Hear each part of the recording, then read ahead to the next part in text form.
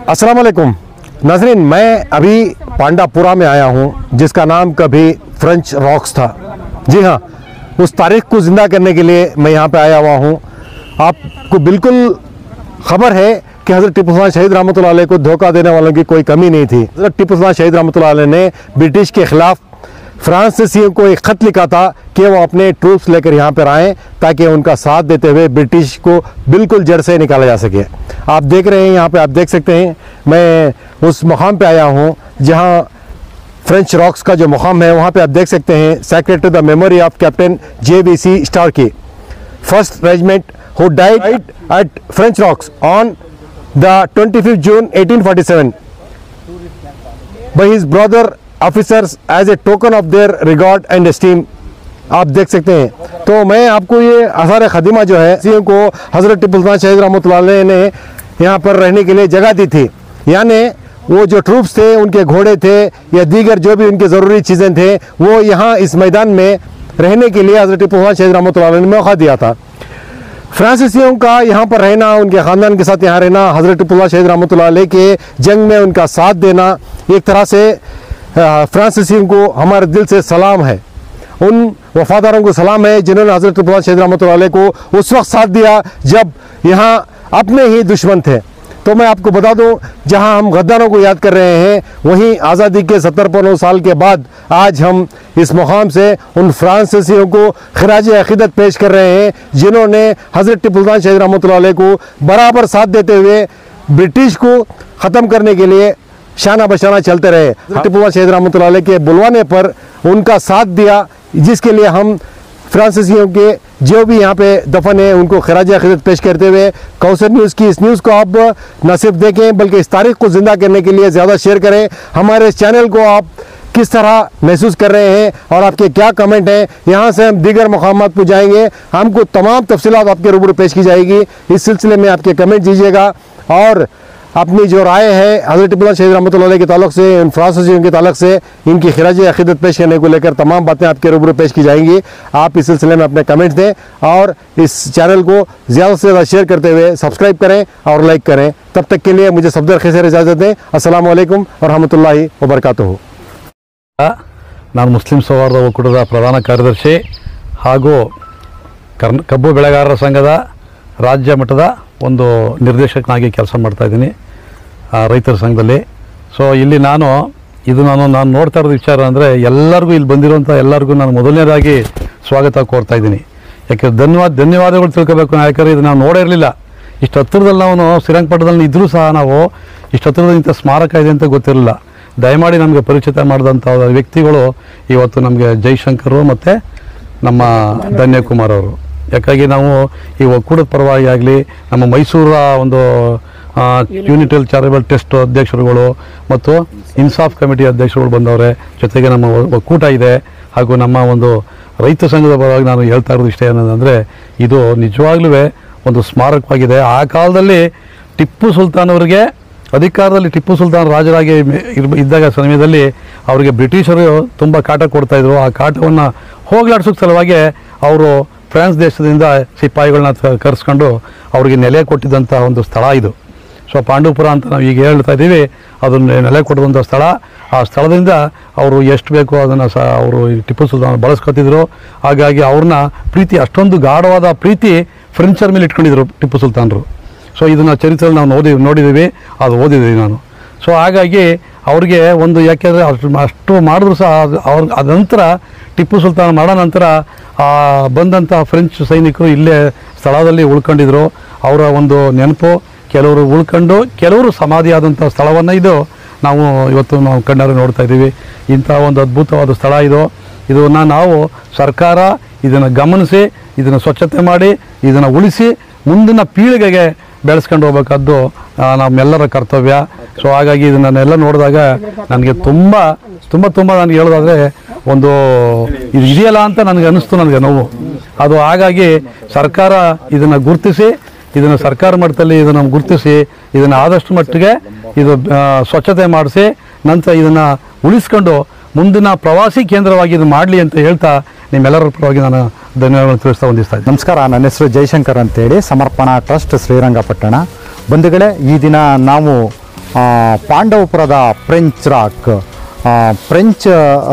ಫ್ರೆಂಚರು ಒಂದು ತೀರದ ನಂತರ ಅವರ ಸಮಾಧಿಗಳು ಏನು ಒಂದು ಪಾಂಡವಪುರದ ಒಂದು ಕೂಗಳತೆಯ ದೂರದಲ್ಲಿರ್ತಕ್ಕಂಥ ಹಾರೋಹಳ್ಳಿ ಅನ್ನೋ ಗ್ರಾಮದಲ್ಲಿ ಅವರ ಒಂದು ಫ್ರೆಂಚ್ ಕ್ರಿಶ್ಚಿಯನ್ ಸೆಮಿಟ್ರಿ ಕೂಡ ಇಲ್ಲಿ ಇದೆ. ಸೊ ಹಾಗಾಗಿ ಇದಕ್ಕೆ ನಾವು ಈ ಒಂದು ಸ್ಮಾರಕಗಳನ್ನು ನೋಡೋಣ ಅಂತೇಳಿ ಮೊನ್ನೆಯಷ್ಟೇ ಪ್ರಜಾವಾಣಿಯಲ್ಲಿ ಬಂದಂಥ ಒಂದು ಆರ್ಟಿಕಲ್ನ ಓದಿ ನಾವು ಈ ಒಂದು ಸ್ಥಳವನ್ನು ವೀಕ್ಷಣೆ ಮಾಡಲು ಶ್ರೀರಂಗಪಟ್ಟಣದ ಸಮರ್ಪಣಾ ಟ್ರಸ್ಟ್ ಹಾಗೆ ಮುಸ್ಲಿಂ ಸೌಹಾರ್ದ ವೇದಿಕೆ ಈ ಆದಿಯಾಗಿ ನಾವಿಲ್ಲಿ ಬಂದಿದ್ದೀವಿ. ಬಂಧುಗಳೇ, ಉದ್ದೇಶ ಇಷ್ಟೇ, ನಾವು ಏನಕ್ಕೆ ಈ ಒಂದು ಸ್ಥಳಗಳನ್ನು ನೋಡಬೇಕು ಮತ್ತು ಇಲ್ಲಿ ಬಂದು ಯಾಕೆ ನಾವು ಅವ್ರಿಗೆ ಒಂದು ಗೌರವ ಸಮರ್ಪಣೆಯನ್ನು ಮಾಡಬೇಕು ಅಂತ ಹೇಳಿದ್ರೆ, ಬ್ರಿಟಿಷರ ವಿರುದ್ಧ ಯಾರು ಹೋರಾಟಗಳನ್ನು ಮಾಡಿರ್ತಾರೋ ಅವರೆಲ್ಲ ನಮ್ಮ ದೇಶ ಪ್ರೇಮಿಗಳು ಅಂತಲೇ ಹೇಳಬೇಕು. ಎತ್ತಣ ಮಾಮರ ಎತ್ತಣ ಕೋಗಿಲೆ ಅಂತ ಹೇಳ್ತಾರೆ.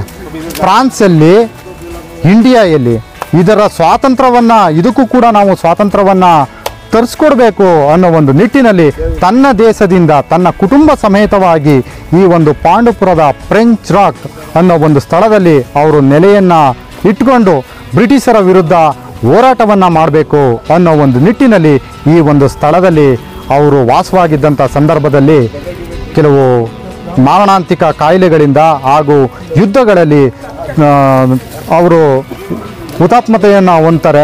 ಹಾಗಾಗಿ ಅವರ ಒಂದು ಕಳೆಬರವನ್ನು ಇಲ್ಲಿ ಒಂದು ಸೆಮಿಟ್ರಿಯನ್ನು ಮಾಡಿ ಈ ಒಂದು ಸ್ಥಳದಲ್ಲಿ ಇಡಲಾಗಿದೆ. ಸುಮಾರು 200 ವರ್ಷಗಳಿಂದ ಈ ಒಂದು ಸ್ಥಳವನ್ನು ಸಂರಕ್ಷಿಸಿಕೊಂಡು, ಅಂದರೆ ನಮ್ಮ ದೇಶದ ಸ್ವಾತಂತ್ರ್ಯ ಹೋರಾಟಕ್ಕೆ ಸಹಾಯವನ್ನು ಮಾಡಲು ಬಂದಂಥ ಈ ಒಂದು ಕುಟುಂಬ ಹಾಗೂ ಆ ಸೈನಿಕರಿಗೆ ನಾವಿಲ್ಲಿ ಗೌರವ ಸಮರ್ಪಣೆಯನ್ನು ಕೊಡಬೇಕು ಅಂತೇಳಿ ನಾವಿಲ್ಲಿ ಬಂದಿದ್ದೀವಿ. ಹಾಗಾಗಿ ಇಲ್ಲಿ ಬಂದಿರತಕ್ಕಂಥ ನನ್ನೆಲ್ಲ ಆತ್ಮೀಯ ಬಂಧುಗಳಿಗೂ ಕೂಡ ನಾನು ಮತ್ತೊಮ್ಮೆ ಸ್ವಾಗತವನ್ನು ಬಯಸ್ತಾ ಇದ್ದೀನಿ. ಧನ್ಯವಾದ. Beloved wife of Lieutenant W. June 2nd Regiment NI, and the rocks on Sunday, the 10th day of March 1839, under in 928, 4 years age, deeply laminated.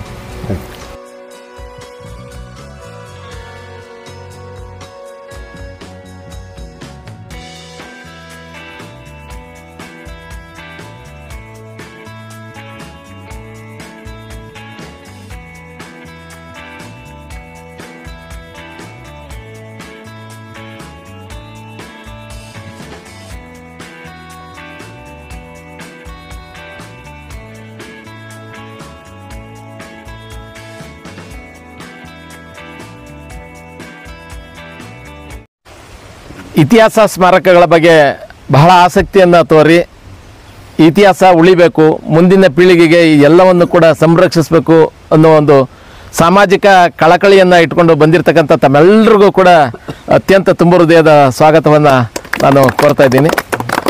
ನಾನು ಇತಿಹಾಸಕಾರನಲ್ಲ, ಆದರೆ ಇಲ್ಲಿರ್ತಕ್ಕಂಥ ಪಾಂಡವಪುರ ಟೌನ್ಗೆ ಸೇರಿದಂಥ ಹಾರೋಹಳ್ಳಿ ಗ್ರಾಮದ ಸಮೀಪದಲ್ಲಿರ್ತಕ್ಕಂಥ ಫ್ರೆಂಚ್ ರಾಕ್ ಗೋರಿಗಳ ಬಗ್ಗೆ ಅನೇಕ ಸಂಶೋಧಕರು ಇಲ್ಲಿ ಬಂದಾಗೆಲ್ಲ ನನ್ನನ್ನು ಭೇಟಿ ಮಾಡಿದ್ದಾರೆ. ಅವರ ಮುಖೇನ ಒಂದಷ್ಟು ಇತಿಹಾಸವನ್ನು ತಿಳ್ಕೊಂಡಂಥ ಸಂದರ್ಭದಲ್ಲಿ ಮತ್ತು ಇಲ್ಲಾಗಿರ್ತಕ್ಕಂಥ ಬೆಳವಣಿಗೆಗಳ ಬಗ್ಗೆ ನಾನು ಕಂಡಿರ್ತಕ್ಕಂಥ ಒಂದಷ್ಟು ವಿಚಾರ ನಾನು ಹೇಳಬಲ್ಲೆ. ಆದರೆ ಇದು ಸಂಪೂರ್ಣವಾಗಿ ಸತ್ಯ ಅಂತ ಹೇಳಕ್ಕೆ ನಾನು ಬರಲ್ಲ. ಯಾಕೆಂದರೆ ಸಂಶೋಧನೆ ಇತಿಹಾಸವನ್ನು ಕೆದಕ್ತಾ ಹೋದಂಗೆ ನಾನಾ ತಿರುವುಗಳು ಪಡ್ಕೋಬೋದು, ಬೇರೆ ಬೇರೆ ರೀತಿ ಪಡ್ಕೋಬೋದು. ಹಾಗಾಗಿ ಇದ್ರ ಬಗ್ಗೆ ಹೆಚ್ಚು ಇಲ್ಲದೆ ಇರೋದ್ರೂ ಕೂಡ ನನ್ನ ಸಂಪರ್ಕದಲ್ಲಿ ಬಂದಂಥ ನನಗೆ ಗೊತ್ತಿರ್ತಕ್ಕಂಥ ವಿಚಾರಗಳನ್ನ ನಾನು ಹಂಚ್ಕೋತೀನಿ. ಈಗಾಗಲೇ ನಮ್ಮ ಸ್ನೇಹಿತರುಗಳು ಹೇಳಿದಾಗೆ ಟಿಪ್ಪು ಸುಲ್ತಾನ್ ಸ್ವತಂತ್ರ ಹೋರಾಟದ ಸಂದರ್ಭದಲ್ಲಿ ಅವ್ರಿಗೆ ಸೈನಿಕರು ಬೇಕಾಗ್ತಾರೆ. ಆಗ ಲಂಡನ್ನಿಂದ ಫ್ರೆಂಚ್ ಸೈನ್ಯವನ್ನು ತುಕಡಿಯನ್ನು ಇಲ್ಲಿಗೆ ಕರೆಸ್ಕೋತಾರೆ. ಒಂದಷ್ಟು ತುಕಡಿ ಫ್ರೆಂಚ್ ರಾಕ್ಸ್ ತುಕಡಿಯನ್ನು ಕರೆಸ್ಕೋತಾರೆ. ಆ ಸೈನ್ಯ ನಮ್ಮ ಪಾಂಡವಪುರ ಸಮೀಪದಲ್ಲಿರ್ತಕ್ಕಂಥ ಕುಂತಿ ಬೆಟ್ಟದಲ್ಲಿ ವಾಸ್ತವ್ಯವನ್ನು ಹೂಡಿರ್ತಾರೆ.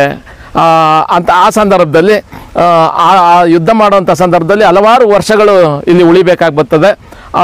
ಆ ಫ್ರೆಂಚ್ ರಾಕ್ಸ್ ಕಚೇರಿನೂ ಕೂಡ ನಮ್ಮ ಪಾಂಡವಪುರ ಪಟ್ಟಣದಲ್ಲಿ ಇವತ್ತಿಗೂ ಕೂಡ 250 ವರ್ಷಗಳ ಇತಿಹಾಸ ಇರತಕ್ಕಂಥ ಒಂದು ಸ್ಮಾರಕ ಇದೆ. ಇವತ್ತು ಅದು ಒಂದು ಸರ್ಕಾರಿ ಶಾಲೆಯಾಗಿ ಮಾರ್ಪಾಡಾಗಿದೆ. ಆ ಶಾಲೆಯನ್ನು ಕೂಡ ನಾವು ಇದಕ್ಕೆ ಸೇರಿಸ್ತಾ ಹೋಗ್ಬೋದು ಕಚೇರಿನ. ಈ ಸಂದರ್ಭದಲ್ಲಿ, ಈ ಯುದ್ಧದ ಸಂದರ್ಭದಲ್ಲಿ ಅವರ ಕುಟುಂಬಗಳು ಕೂಡ ಇಲ್ಲೇ ಬರಬೇಕಾಗ್ತದೆ. ಯಾವ ಸೈನಿಕರು ಇಲ್ಲಿಗೆ ಬಂದಿದ್ರು ಅವ್ರ ಕುಟುಂಬಗಳು ಕೂಡ ಇಲ್ಲೇ ಬಂದು ನೆಲೆಸಬೇಕಾಗ್ತದೆ. ಅಂಥ ಸಂದರ್ಭದಲ್ಲಿ ನಾವೆಲ್ಲ ಹಿಂದೆ ಕೇಳಿದ್ದೀವಿ, ಹಿಂದೆ ಎಂಥ ಕಾಯಿಲೆಗಳು ಬರ್ತಿತ್ತು, ಪ್ಲೇಗು, ಕಾಲ್ರಾ, ಈ ಥರದ ಕಾಯಿಲೆಗಳು ಬಂದಾಗ ಭಾಳಷ್ಟು ಸಾವು ನೋವುಗಳಾಗ್ತಿತ್ತು ಅನ್ನೋ ಇತಿಹಾಸವನ್ನು ನಾವು ಪೂರ್ವಿಕರಿಂದ ತಿಳ್ಕೊಂಡಿದ್ದೀವಿ. ಹಾಗೆ ಈ ಫ್ರೆಂಚ್ ಸೈನ್ಯ ಯಾವಾಗ ಕುಂತಿಬಿಡ್ತಲ್ಲಿತ್ತೋ ಅಲ್ಲಿ ವಾಸವಾಗಿದ್ದಂಥ ಒಂದು ಹೋರಾಟದ ಸಂದರ್ಭದಲ್ಲಿ ಬೇರೆ ಬೇರೆ ಕಾರಣಗಳಿಂದ ಸತ್ತಿರ್ತಕ್ಕಂಥ ಸೈನಿಕರು ಮತ್ತು ಅವರ ಕುಟುಂಬದವರು ಅವರೆಲ್ಲರನ್ನು ಕೂಡ ಹಾರೋಹಳ್ಳಿ ಸಮೀಪ ಇರತಕ್ಕಂಥ ಈ ಒಂದು ಜಾಗದಲ್ಲಿ ಅವರೆಲ್ಲರನ್ನು ಕೂಡ ಹೂತಿದ್ದಾರೆ. ಅವ್ರದ್ದೆಲ್ಲ ನೆನಪಾಗಿ ಉಳಿಯೋ ಹಾಗೆ ಅವರ ಸ್ಮಾರಕಗಳನ್ನ ಕಟ್ಟಿ ಅವರ ಹೆಸರು, ಅವರ ಊರು, ಅವರ ಇಸ್ವಿ ಎಲ್ಲವನ್ನು ಕೂಡ ಇಟ್ಟಿದ್ದಾರೆ. ಆದರೆ ಇತ್ತೀಚೆಗೆ ಈ ಇತಿಹಾಸವನ್ನು ಉಳಿಸ್ಕೋಬೇಕು, ಇದನ್ನು ಸಂರಕ್ಷಿಸಬೇಕು ಅನ್ನೋ ಕಾಳಜಿ ಹೆಚ್ಚು ಜನದಲ್ಲಿ ಇಲ್ಲದೆ ಇರೋದ್ರಿಂದ ಅನೇಕ ಸ್ಮಾರಕಗಳ ಹೆಸರುಗಳು ಇವತ್ತಿಲ್ಲ. ಇವತ್ತು ನಮ್ಮ ರೈತರು ಕೆಲವರು ಆ ಕಲ್ಲುಗಳನ್ನ ತಗೊಂಡೋಗಿ ಗದ್ದೆ ವಾಡೆಗೆ ಹಾಕೊಂಡಿರ್ಬೋದು, ತಮ್ಮ ದನಿನ ಕೊಟ್ಟಿಗೆಗೆ ಹಾಕೊಂಡಿರ್ಬೋದು. ಈ ಥರ ಕೆಲವು ನಾಶ ಆಗಿವೆ, ಕೆಲವು ಮಾತ್ರ ಉಳ್ಕೊಂಡಿವೆ. ಈ ಥರದೊಂದು ಸಂರಕ್ಷಣೆ ಇಲ್ಲಾಗಿದೆ. ಇದಕ್ಕೆ ಅತ್ಯಂತ ಕಾಳಜಿ ಇರ್ತಕ್ಕಂಥವ್ರು ಬಂದ್ರೇ ಇದನ್ನು ಉಳಿಸ್ಲಿಕ್ಕೆ ಸಾಧ್ಯ. ಹಿಂದೆ ನಮ್ಮ ಪಾಂಡವಪುರದಲ್ಲಿ ಉಪವಿಭಾಗಾಧಿಕಾರಿಯಾಗಿ ಕೆಲಸ ಮಾಡ್ತಾ ಇದ್ದಂಥ ಡಾಕ್ಟರ್ HL ನಾಗರಾಜ್ ಅವ್ರನ್ನ ನಾವು ಇದ್ರ ಪರಿಚಯವನ್ನು ಮಾಡಿಸಿದಾಗ ಅವರು ಈ ಸ್ಮಾರಕವನ್ನು ಉಳಿಸ್ಬೇಕು ಅಂತೇಳಿ ಒಂದಷ್ಟು NSS ಕ್ಯಾಂಪ್ಗಳ, ಕಾಲೇಜಿನ NSS ಕ್ಯಾಂಪ್ ಕರ್ಕೊಂಡು ಸ್ವಚ್ಛತೆಗಳನ್ನ ಮಾಡಿಸೋದ್ರ ಮೂಲಕ, ಸುತ್ತ ಕಾಂಪೌಂಡ್ ಹಾಕ್ಸೋದ್ರ ಮೂಲಕ ಒಂದಷ್ಟು ಸ್ವಚ್ಛತೆಯನ್ನು ಮಾಡಿ ಇದನ್ನು ಇರೋಷ್ಟು ಸ್ಮಾರಕಗಳು ಉಳ್ಕೊಳ್ಳೋ ನಿಟ್ಟಿನಲ್ಲಿ ಮಾಡಿದ್ದಾರೆ. ಇದಕ್ಕೆ ಸಂಬಂಧಪಟ್ಟಂಗೆ ಕುಂತಿ ಬೆಟ್ಟ ಏನಿದೆ, ಆ ಕುಂತಿ ಬೆಟ್ಟಕ್ಕೂ ಕೂಡ ಒಂದು ಐತಿಹಾಸಿಕ ಹಿನ್ನೆಲೆ ಇರತಕ್ಕಂಥ ಒಂದು ಚರಿತ್ರೆ ಇದೆ. ಈಗೆಲ್ಲ ಸ್ನೇಹಿತರು ಕೂಡ ಕುಂತಿ ಬೆಟ್ಟಕ್ಕೂ ಹೋಗ್ತೀನಿ ಅಂತ ಇದ್ದಾರೆ. ಹಾಗಾಗಿ ಅಲ್ಲಿಯ ಐತಿಹಾಸಿಕದ ವಿಚಾರಗಳೇ ಬೇರೆ ಇರ್ತದೆ. ಫ್ರೆಂಚರು ಅಲ್ಲಿದ್ದರು ಅನ್ನೋದಕ್ಕೆ ಅನೇಕ ಕುರುಹುಗಳನ್ನ ನಾವು ಇವತ್ತಿಗೂ ಕೂಡ ದಾಖಲೆಯಲ್ಲಿ ನೋಡ್ಬೋದು. ನಮ್ಮ ಪಾಂಡವಪುರಕ್ಕೆ ಮೊಟ್ಟ ಮೊದಲ ಹೆಸರೇ ಫ್ರೆಂಚ್ ರಾಕ್ಸ್, ಆಮೇಲೆ ದಂಡು, ಆಮೇಲೆ ಇರೋಡೆ, ಆಮೇಲೆ ಪಾಂಡವಪುರ. ಈ ಥರ ಇರ್ತಕ್ಕಂಥದ್ದನ್ನು ನಮ್ಮ ಅಬ್ದುಲ್ ಸತ್ತಾರ್ ಅವ್ರು ಬರೆದಿರ್ತಕ್ಕಂಥ ಅನೇಕ ಪುಸ್ತಕಗಳಲ್ಲಿ ನಮಗೆ ಮಾಹಿತಿಯನ್ನು, ಇತಿಹಾಸವನ್ನು ಒಂದಷ್ಟು ಕೊಟ್ಟು ಹೋಗಿದ್ದಾರೆ. ಆ ಹಿನ್ನೆಲೆಯನ್ನು ನಾನು ಅಷ್ಟೇ ಹೇಳಬಲ್ಲೆ. ಇನ್ನು ಇದನ್ನು ಸಂರಕ್ಷಿಸಬೇಕು ಅಂತ ಸ್ನೇಹಿತರೆಲ್ಲ ಭಾಳ ಕಾಳಜಿ ಇಟ್ಟು ಬಂದಿದ್ದಾರೆ. ಇನ್ನೂ ಅನೇಕ ವಿಚಾರಗಳಿವೆ.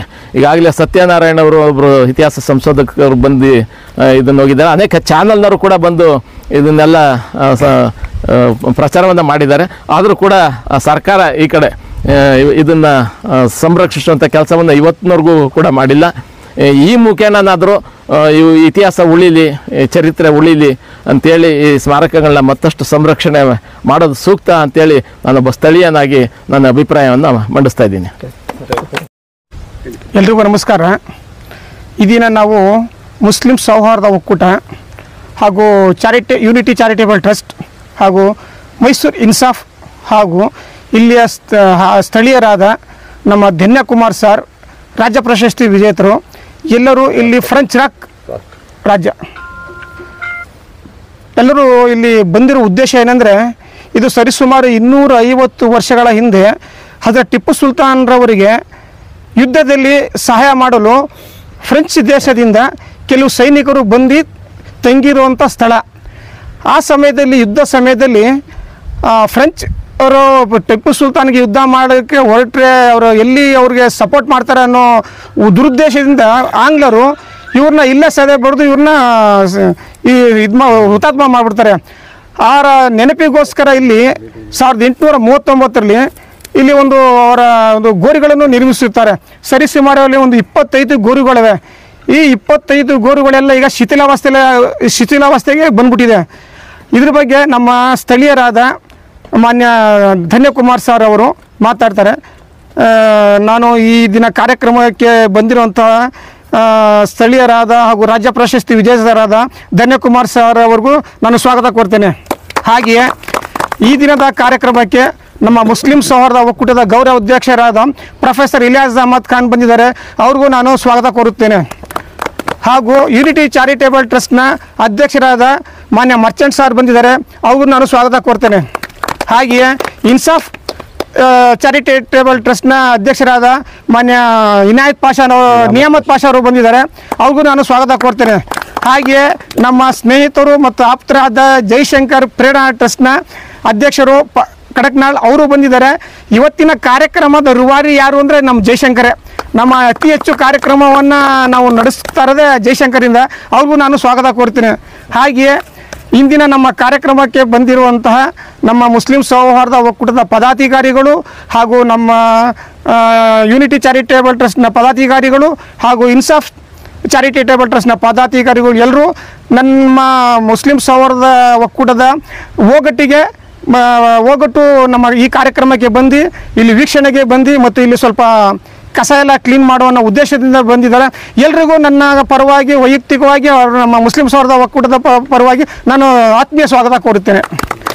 ಈಗ ಸ್ಥಳೀಯರಾದ ಮಾನ್ಯ ಧನ್ಯಕುಮಾರ್ ಅವರು ಈ ಸ್ಥಳದ ಬಗ್ಗೆ ವಿಶೇಷತೆ ಏನು ಅನ್ನೋದು ಸ್ವಲ್ಪ ತಿಳಿಸ್ಕೊಡ್ತಾರೆ. अस्सलाम वालेकुम। मैं सबसे पहले कौसर न्यूज़ का शुक्रिया अदा करता हूँ, जिन्होंने हमारा ताउन करते हुए पांडापुर तक यहाँ तक तशरीफ़ लाए।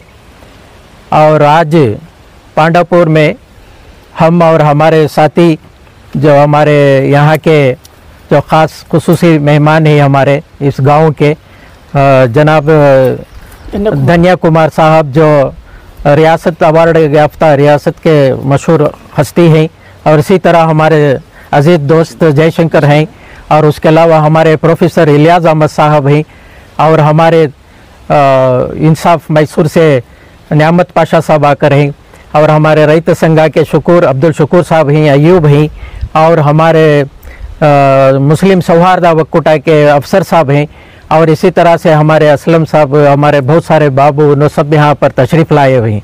आज आने का मकसद यही है कि हम लोग सब मैसूर के होते हुए हमें अच्छी तरह मालूम है कि हज़रत टीपू सुल्तान शहीद रहमतुल्लाह अलैह की जो हुकूमत थी सल्तनत खुदादात मैसूर शहर में, और वो जिस हुकूमत के दौरान जो कुछ भी यहाँ के हालात से गुज़रे हैं उसको मद्देनज़र रखते हुए कई सारे यहाँ आसार ख़दीमा ही श्रीरंगापट्टनम में और पांडवापुर में और इसके आजू बाजू के मकामात में, और इसको आजकल नज़रअंदाज कर दिया जा रहा है।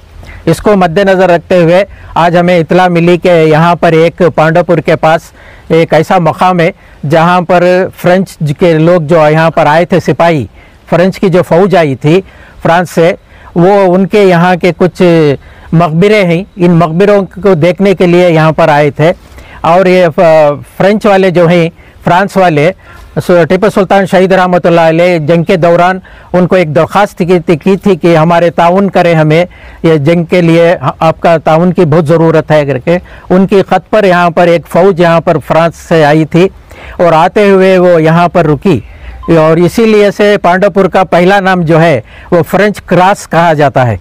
चरास नहीं है, क्रास है वो।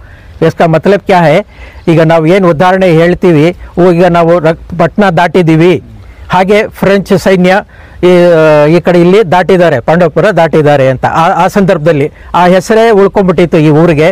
तदनंतर इसके बाद ये गांव का नाम जो है पांडवपुर हो गया। तो यहाँ पर जो मुखीम थे वो लोग यहाँ पर जो फ़ौज यहाँ मुखीम थी, हज़रत टीपू सुल्तान शहीद रहमतुल्लाह अलैह को बहुत बड़ा ताउन करे, वो उनको यहाँ पर ये जगह देकर मकाम देकर यहाँ रुकवाया गया था। और जंग के बाद भी वो यहाँ रहे, और जंग के दौरान जितने भी फ्रेंच के जो सिपा सालार थे, कर्नल्स थे, लेफ्टिनेंट जनरल्स थे, जो यहाँ के जो इमारत हैं वो इसके ज़रिए से मालूम पड़ता है, इबारत जो यहाँ पर लिखे हुए हैं कि वो यहाँ पर जो शहीद हो गए या जंग के दौरान उनका इंतकाल हो गया या और कोई बीमारी वगैरह में उनकी जो फैमिली भी थी यहाँ पर। इसी तरह से अब हमने एक इबारत देखी वहाँ पर, जो लेफ्टिनेंट जनरल की जो बीवी जो है वो 1830 इसमें इंतकाल हुआ उनका यहाँ पर, तो उनको भी यहाँ दफनाया गया है। इसी तरह से यहाँ जितने भी मकबरे हमें नज़र आ रहे हैं, ये पूरे यहाँ के जो फ्रांस के सिपासालार थे, कर्नल थे, लेफ्टिनेंट्स थे, उनके तमाम के मकबरे भी हैं और उनकी ख़ानदान के अहलिया के वालों अहले खाना के भी मकबरे यहाँ पर हैं।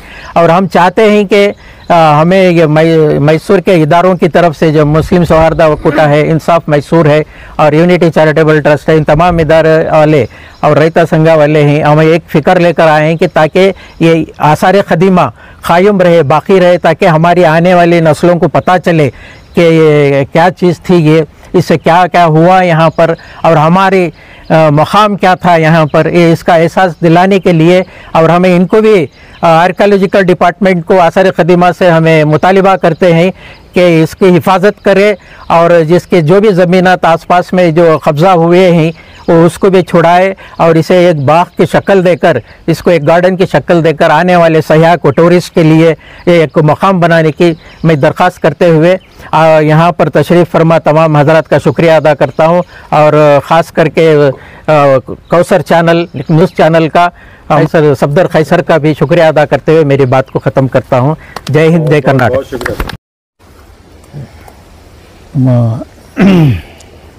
ನಮ್ಮ ಹಜರತ್ ಟಿಪ್ಪು ಸುಲ್ತಾನ್ರವರ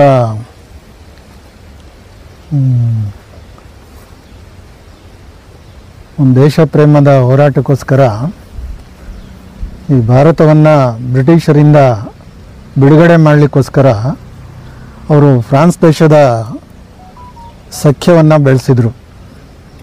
ಅದರ ದ್ಯೋತಕವಾಗಿ ಮತ್ತು ಅವರಿಗೆ ಟಿಪ್ಪು ಸುಲ್ತಾನ್ ಸಾಹೇಬರಿಗೆ ಸಹಾಯ ಮಾಡಲಿಕ್ಕೆ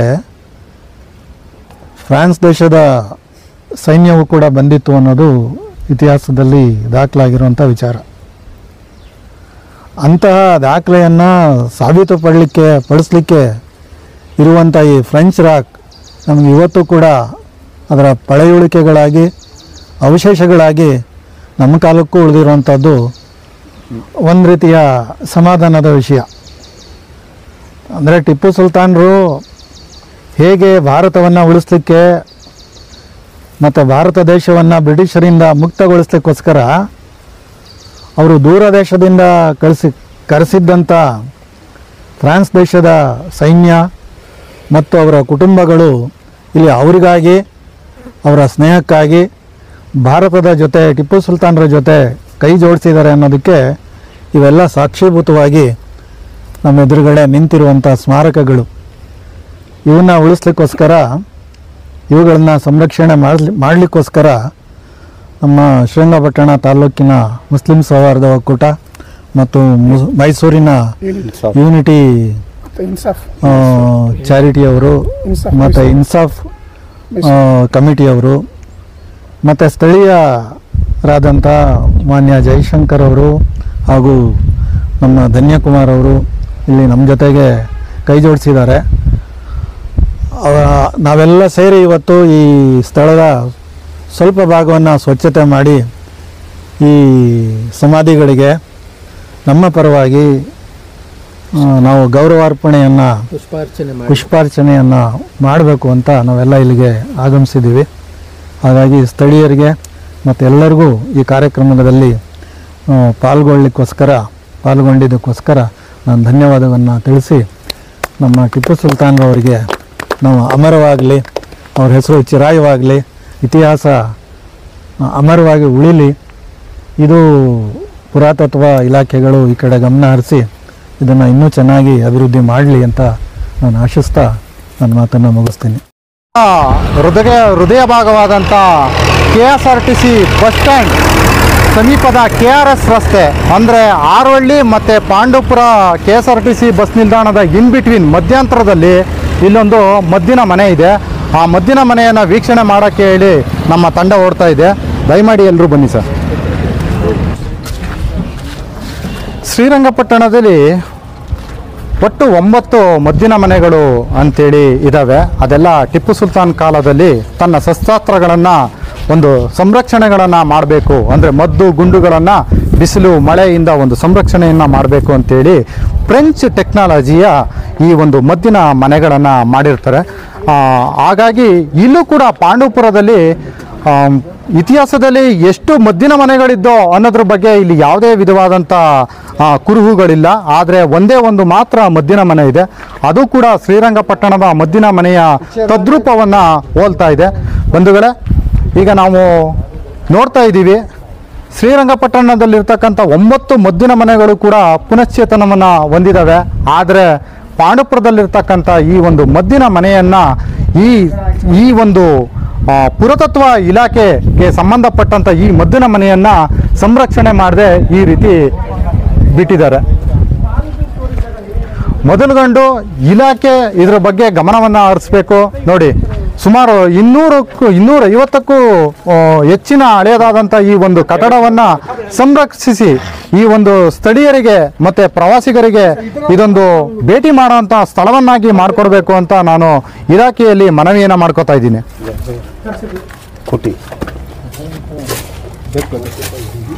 10 ವರ್ಷಗಳ ಹಿಂದೆ ಯುದ್ಧಗಳಲ್ಲಿ ಮದ್ದು ಗುಂಡುಗಳನ್ನು ಸಂರಕ್ಷಣೆ ಮಾಡಿ ಈ ಒಂದು ಸಾಮ್ರಾಜ್ಯವನ್ನು ಸಂರಕ್ಷಿಸಬೇಕಾದಂಥ ಈ ಒಂದು ತಾಣವನ್ನು ಈ ಒಂದು ನಮ್ಮ ಕರ್ನಾಟಕ ಆರ್ಕಾಲಜಿ ಇಲಾಖೆ ಈ ರೀತಿ ದುಸ್ಥಿತಿಯಲ್ಲಿ ಇಟ್ಕೊಂಡಿದೆ. ಆ ಭಾಗದಲ್ಲಿ ಬಿರುಕು ಬಿಟ್ಟಿದೆ, ಇಂದಿನ ಭಾಗ ಬಿರುಕು ಬಿಟ್ಟಿದೆ. ಮತ್ತು ಏನು ಅವತ್ತಿನ ಚಿರುಕಿಗಾರೆಯಲ್ಲಿ ಮಾಡಿರ್ತಕ್ಕಂಥ ಈ ಒಂದು ಪ್ಲಾಸ್ಟರಿಂಗ್ ಏನಿದೆ ಅದು ಕೂಡ ಉದುರಿ ಬೀಳ್ತಾ ಇದೆ. ಹಾಗೆ ಇಲ್ಲಿರ್ತಕ್ಕಂಥ ಎಲ್ಲ ಗೋಡೆಗಳು ಶಿಥಿಲವಾಗಿದ್ದಾವೆ.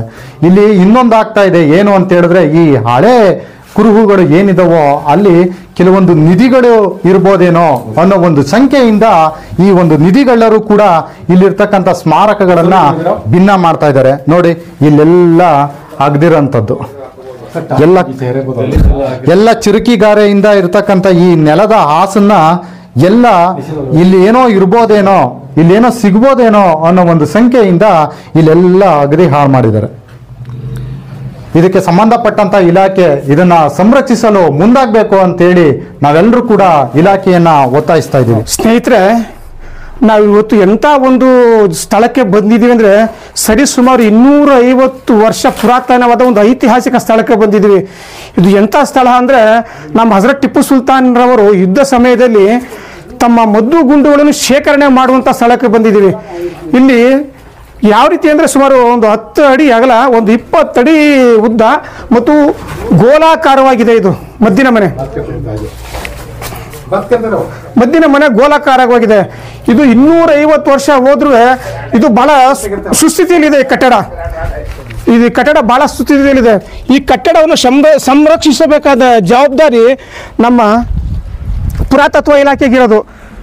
ನಾವು ಬಹಳಷ್ಟು ಇಲ್ಲಿ ಪುರಾತತ್ವ ಇಲಾಖೆಗಳಿಗೆ ಶ್ರೀರಂಗಪಟ್ಟಣದ ಕುರುಹುಗಳ ಬಗ್ಗೆ ನಾವು ಪತ್ರಿಕೆಯಲ್ಲಿ ಪ್ರಕಟಣೆ ಮಾಡಿದ್ದೀವಿ, ಮಾಧ್ಯಮಗಳಲ್ಲಿ ಪ್ರಕಟಣೆ ಮಾಡಿದ್ದೀವಿ.